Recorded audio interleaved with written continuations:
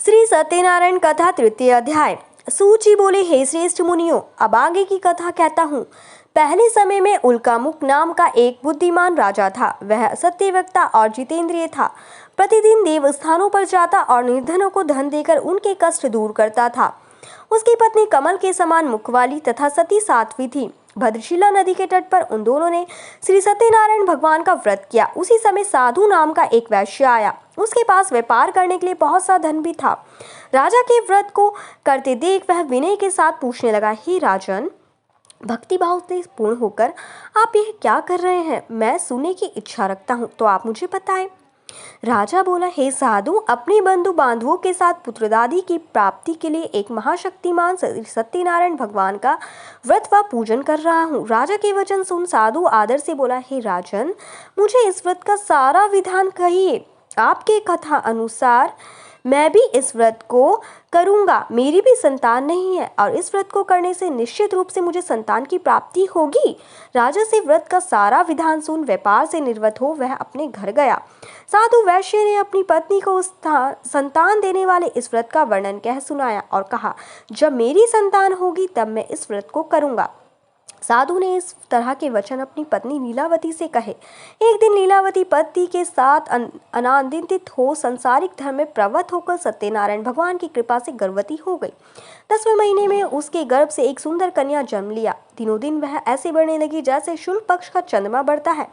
माता पिता ने अपनी कन्या का नाम कलावती रखा। एक दिन लीलावती ने मीठे शब्दों में अपने पति को याद दिलाया, आपने सत्यनारायण भगवान के जिस व्रत को करने का संकल्प किया था उसे करने का समय आ गया है। अब आप इस व्रत को करिए। साधु बोला कि हे प्रिय, इस व्रत को मैं उसके विवाह पर करूंगा। इस प्रकार अपनी पत्नी को आश्वासन देकर वह नगर को चला गया। कलावती पिता के घर में वह वृद्धि को प्राप्त हो गई। साधु ने एक बार नगर में अपनी कन्या को सखियों के साथ देखा तो तुरंत ही दूत को बुलाया और कहा कि मेरी कन्या के योग्य वर देख कर आओ। साधु के पास सुनकर दूत कंचन नगर में पहुंचा और वहां देखभाल कर लड़की के सुभोग योग्य वर्णिक पुत्र को ले गया। सुयोग्य लड़के को देख साधु ने बंधु बांधवों को बुलाकर अपनी पुत्री का विवाह कर दिया। लेकिन दुर्भाग्य की बात यह है कि साधु ने अभी भी श्री सत्यनारायण भगवान का व्रत नहीं किया। इस पर श्री भगवान क्रोधित हो गए और श्राप दिया कि साधु को अत्यधिक दुख मिले। अपने कार्य में कुशल साधु बनिया जमाई को लेकर समुद्र के पास स्थित होकर रत्नासारपुर नगर में गया। वहां जाकर दामाद ससुर दोनों मिलकर चंद्रकेतु राजा के नगर में व्यापार करने लगे। एक दिन भगवान सत्यनारायण की माया से एक चोर राजा का धन चुराकर भाग रहा था। उसने राजा के सिपाहियों को अपना पीछा करते देख चुराया हुआ धन वहां रख दिया जहां साधु अपने जमाई के साथ ठहरा हुआ था।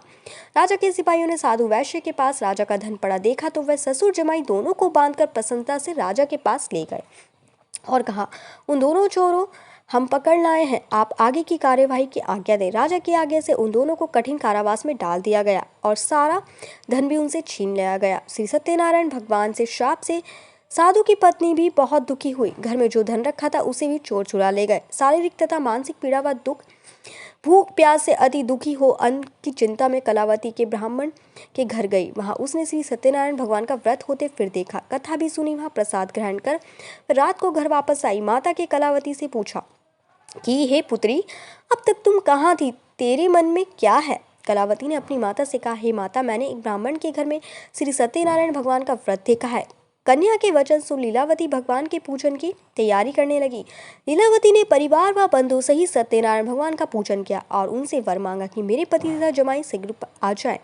साथ ही यह भी प्रार्थना की कि हम सबका अपराध क्षमा करें। श्री सत्यनारायण भगवान इस व्रत से संतुष्ट हो गए और राजा चंद्रकेतु को अपने सपने में दर्शन दे दिया। हे राजन, तुम उन दोनों वैश्यों को छोड़ दो और तुमने उनका जो धन लिया है उन्हें वापस कर दो। अगर ऐसा नहीं किया तो मैं तुम्हारा राज्य संतान नष्ट कर दूंगा। राजा को ये सब कहकर वह अंतर्ध्यान हो गए। प्रातःकाल सभा में राजा ने अपना सपना सुनाया। फिर बोले कि बणिक पुत्रों के कैद से मुक्त कर सभा में लाओ। दोनों ने आते ही राजा को प्रणाम किया। राजा मीठी वाणी में बोला, हे महानुभावों, भाग्यवश ऐसा कठिन दुख तुम्हें प्राप्त हुआ है, लेकिन अब तुम्हें कोई भय नहीं है। ऐसा कह राजा ने उन दोनों को नए आभूषण वस्त्र भी पहनाया और जितना धन उनका लिया था उसे दुगना धन वापस कर दिया। दोनों वैश्य अपने घर को चल दिए। इतनी श्री सत्यनारायण व्रत कथा तृतीय अध्याय।